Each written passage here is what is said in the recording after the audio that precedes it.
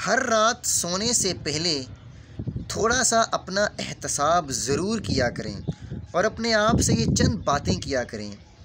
क्या आज के दिन मैंने कुछ नया सीखा, नया पढ़ा या कुछ प्रोडक्टिव और पॉजिटिव सुना? क्या आज के दिन मैं इमोशनली तौर पर थोड़ा सा स्ट्रॉन्ग हुआ? क्या मैंने अपने जज्बात पर काबू पाना सीखा? क्या आज के दिन मैं फ़िज़िकली तौर पर थोड़ा सा स्ट्रॉन्ग हुआ? क्या मैंने अपनी फ़िज़िकल हेल्थ के ऊपर थोड़ा सा काम किया या नहीं? और क्या आज के दिन मैं अपने मकसद के थोड़ा सा करीब हुआ या नहीं? यानी कि क्या आज के दिन मैंने अपने मकसद पे जो एक्शन प्लान्स हैं वो लिए हैं या नहीं?